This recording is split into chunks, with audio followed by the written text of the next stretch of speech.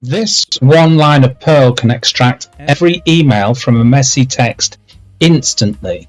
So imagine you copied text from a website, a log file, or a document. Now you need all the emails out of them. This text will do it for you. So let's have a quick close-up of this Perl text, this Perl script here. So we're going to extract emails from a web text and save to a file. Or you can extract it from a website or from a file or from an email. So first of all, we create a subroutine called text emails. Then we use the print command to tell the user to copy and paste the text into there. So it can be from anywhere. It can be from a text file, from an email, or from a website.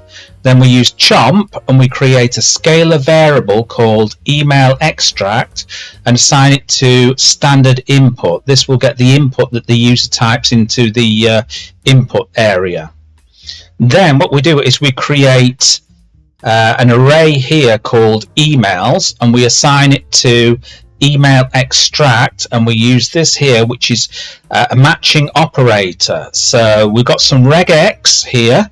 So basically what I usually do is I usually get all my regexes and I usually put them in a text file, and then I just write some a basic description by the side of them so I can remember them. So what we got here, this will match any emails in there, and the G at the end means global, so it'll do it globally.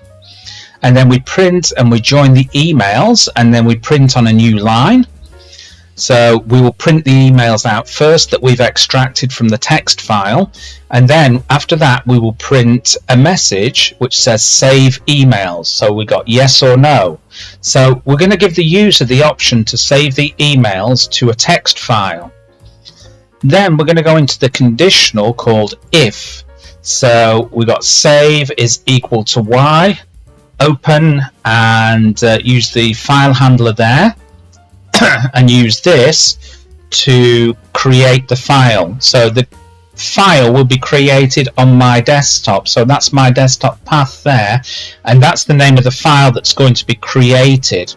And then we add or die, which is an error handler, and I've just typed in error failed, so I've just given it a general error message in case anything goes wrong.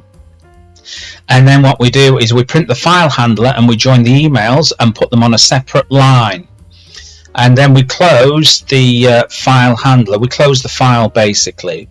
I could have carried on here with an else statement, but I decided to leave it off for this particular example. So let's have a look.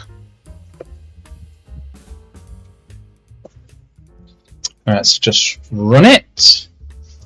No, let's run it there. Okay, so we're going to do that. Copy and paste here. Okay, we're going to try this out now. So what I'm going to do is I'm just going to put this here, and I'm going to type in a string. This is, and then put Dave at gmail.com string, and then Pete at yahoo.com. It's just is also here. Hit enter. Okay, so we printed out those two. We've taken those emails out of that string there, and it says save emails, and I'm going to go nope, yes, hit enter, and let's have a look if we've created a text file. So emails1.txt, and we've saved the emails there. So there you go, everybody.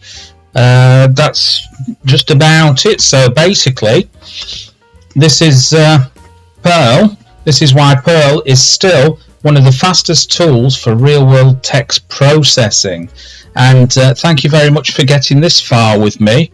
So if you want any more real scripts like this, can you please subscribe to this channel and give it a big thumbs up, and I'll catch you in another video. Bye-bye.